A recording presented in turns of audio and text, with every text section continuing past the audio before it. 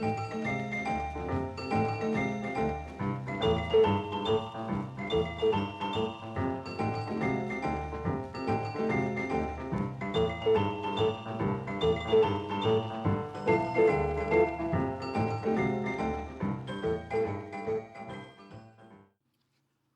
and welcome to the Whispering Gallery.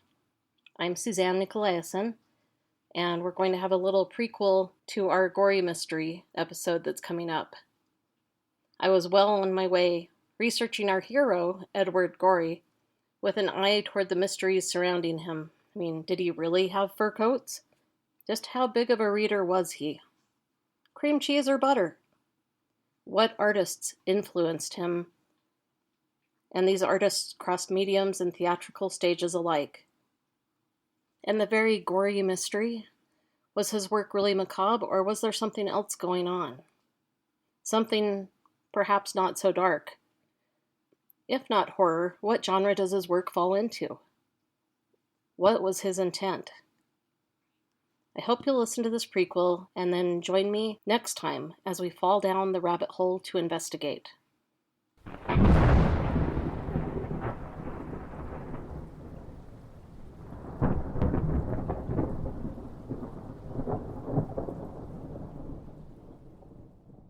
The book we're going to read in our prequel is called The Doubtful Guest. The book was written and illustrated by Edward Gorey. It has a yellow cover, and on it there is a balcony with an urn at the end of the balcony railing, and there is a creature standing there. They have likened it to a penguin, but it is not a penguin. And it sort of looks like it has a rat's nose, but it is not a rat. This is a creature, one of those that came up from Edward Gorey's imagination. It's wearing a striped scarf that's floating in the breeze behind it, and white Converse sneakers. The only colors in this book are on the cover, and it's yellow, black, and white. The Doubtful Guest by Edward Gorey. Houghton, Mifflin, Harcourt, Boston, and New York. And on this page, it shows the creature looking in the window on its tiptoes, with his scarf on, but blowing in the breeze. The first page, there are 5 souls. One man in his dressing gown, a child kneeling on the floor with a book, 2 women, one of them standing in shadow, and a man sitting in a chair looking away. The man in the chair has a mustache, and the man in his dressing gown has a beard. When they answered the bell on that wild winter night, there was no one expected, and no one in sight. In the art, we see that 3 of the people have gone outside to look. One of the women, her dress blowing in the wind, the man in his dressing gown also being blown in the wind, and the man with the mustache at the railing, looking out over the garden. The child and one of the women remain inside. The child is peeking outside the door. Then they saw something standing on top of an urn, whose peculiar appearance gave them quite a turn. 4 of them are there, 4 of them are outside, looking at the creature, who is standing on top of the urn. It looks like night is falling. All at once it leapt down and ran into the hall, where it chose to remain with its nose to the wall. And the picture shows the creature standing there with his nose on the wall. And the people, I'm not sure if they're a family. You can make up all sorts of things. It could be a boarding house. It could be cousins. It could be travelers. It could, many number of things. So the people look like they're wondering what to do about this. Standing just aside from a doorway with a curtain drawn back that would partition the room. It was seemingly deaf to whatever they said, so at last they stopped screaming and went off to bed.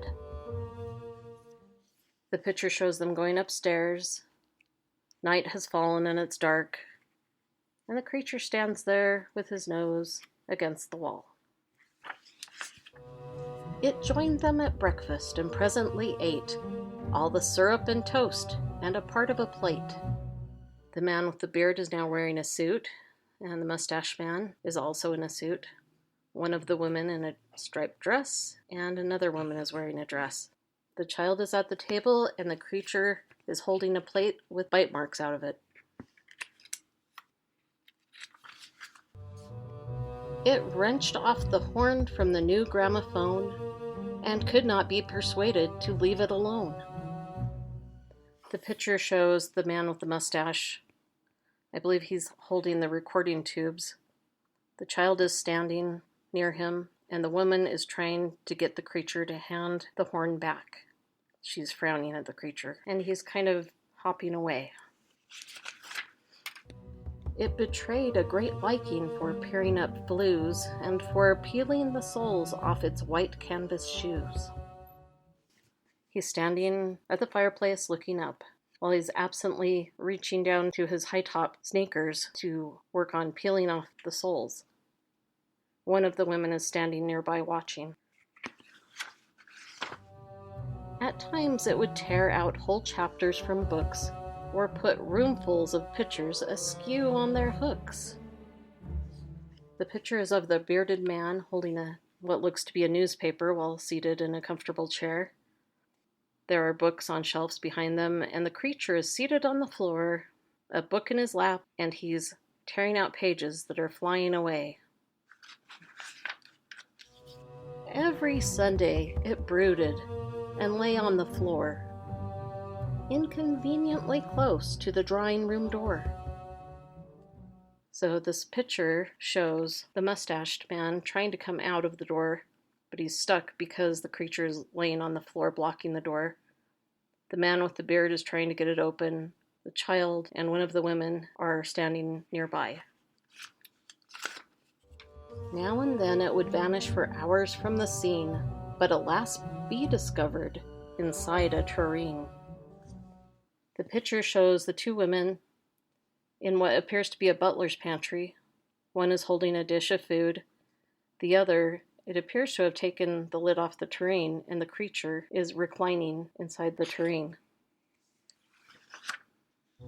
It was subject to fits of bewildering wrath, during which it would hide all the towels from the bath.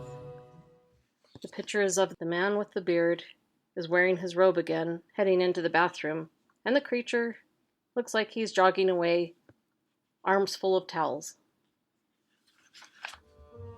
In the night, through the house, it would aimlessly creep, in spite of the fact of its being asleep.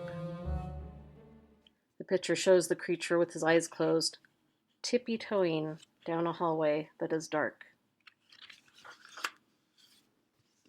It would carry off objects of which it grew fond and protect them by dropping them into the pond.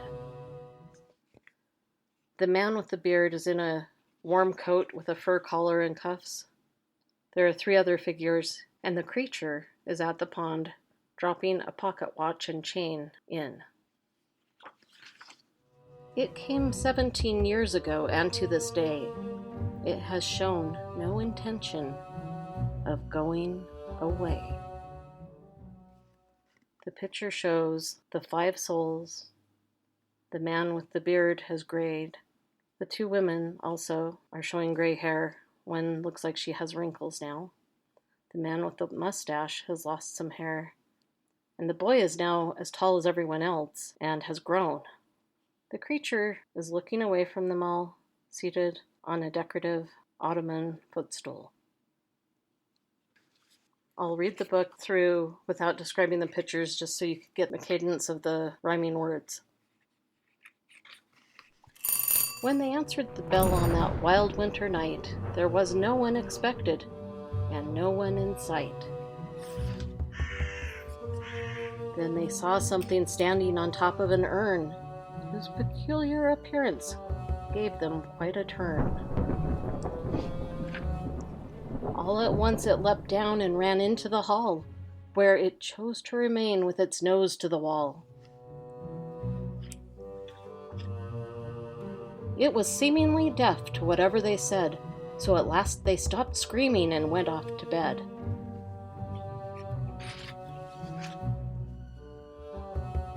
It joined them at breakfast and presently ate all the syrup and toast and a part of a plate.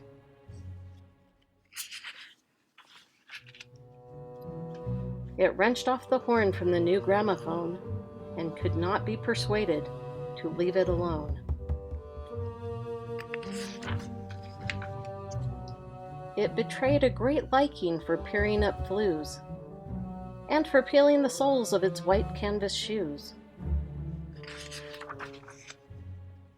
At times it would tear out whole chapters from books or put roomfuls of pictures askew on their hooks. Every Sunday it brooded and lay on the floor, inconveniently close to the drawing room door. Now and then it would vanish for hours from the scene, but alas, be discovered inside a tureen. It was subject to fits of bewildering wrath, during which it would hide all the towels from the bath.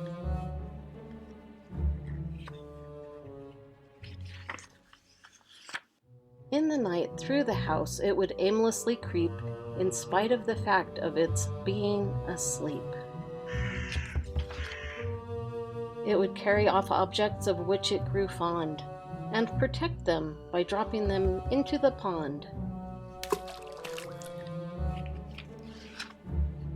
It came 17 years ago, and to this day, it has shown no intention of going away. So the artwork is done in pen and ink drawings. There's quite a bit of cross-hatching and shading technique, and we'll look into a little bit more of his style in the upcoming episode. The first book I chose to read was kind of a rinse and repeat iteration of the author's hypotheses about Edward Gorey, and the artist, Edward Gorey, was getting lost in the suppositions and theories of the author. I'm not sure where the editor had disappeared to, but I had to put that book aside because it was really distracting, and I wanted to learn about Edward Gorey. So I ordered 2 other books, Gorey's Worlds, which I finished a couple of days ago, and Ascending Peculiarity. So I am hoping to share his story and a peek into the shadows of his what are often called macabre books, but they may not be, or the intention may not have been that. We'll talk about his Tony Award, his Edwardian beard, and yes, even his fur coats. Before we go, I wanted to read an article to you called Edward Gorey's Favorite Diner Isn't Spooky at All. The writer and illustrator loved Jack's Outback, a diner near his Massachusetts home, by Tove Danovich, updated February 13th, 2018. It's on myrecipes.com in a section called Extra Crispy. Quote, Edward Gorey doesn't seem like an English muffin guy, but the illustrator and author of eccentric Gothic works like The Ghastly Crumb Tinies, The Doubtful Guest, or The Curious Sofa, a pornographic tale, was more than just a recluse. He loved a diner breakfast just as much as the rest of us. Today, the Edward Gorey Museum is located at the site of his home in Yarmouth Port, Massachusetts. It's a gray house, an old New England cottage that would be nondescript if it weren't for a wire statue of the Doubtful Guest outside. Once visitors step through the doors, it's immediately apparent that they're in Gorey's realm. It's filled with the artist's strange collections, original sketches, one of Gorey's beloved fur coats, and a photo of him entertaining at one of the dinners he liked to host for family and close friends. Among the artifacts on display is a frame filled with receipts for a month's worth of breakfasts and lunches at his favorite local restaurant, Jack's Outback. Jack's, which changed management in the early 2000s and is now known as Jack's Outback 2, was one of those small-town restaurants that rarely seem to exist anymore. Customers had to write their preferred meals down on order slips, pour their own coffee, and clean up after themselves. Jack Braggington Smith, the owner and namesake, was known for being a lovable curmudgeon. He put finished orders in the window for customers to pick up themselves, and would get angry when people left their plates sitting too long. Jack was always picking on his regulars, greeting them with a gruff, "You again?" In 2004, former fire chief David Aiken divulged a memory of when he left his radio on the counter to the Boston Globe. When I came back for it, Jack had it up to his mouth and was saying, "Calling Chiefy Weefy." It's thanks to state law that handwritten records of Gorey's favorite breakfasts and lunches exist at all. They had to be stored on the premises for at least 2 or 3 years. But like most filing languaged much longer in boxes in the restaurant's basement. Rick Jones, one of Jack's Outback's partners and now the director of the Edward Gorey house, says he had boxes full of hundreds of these receipts, which he finally looked through while doing an exhibit on A Day in the Life of Gorey. I picked a specific month and looked through them until I had a receipt for every day of the month, he said. On 17 occasions, Gorey ordered, e.g., CC, no B. English muffin, cream cheese, no butter. He also liked tuna salad sandwiches, grilled cheese with bacon, and tomato on white bread, fruit cup on the side. 5 times he ordered 2 poached in a bowl ham, which Jones explained was 2 poached eggs in a bowl with ham, though I'm not sure it clarifies what the dish looked like or why it had to be in a bowl rather than on a plate. Over time, the walls became adorned with original art from Gorey, who ate breakfast nearly every day at Jack's. Jones said it was a place where everyone came together.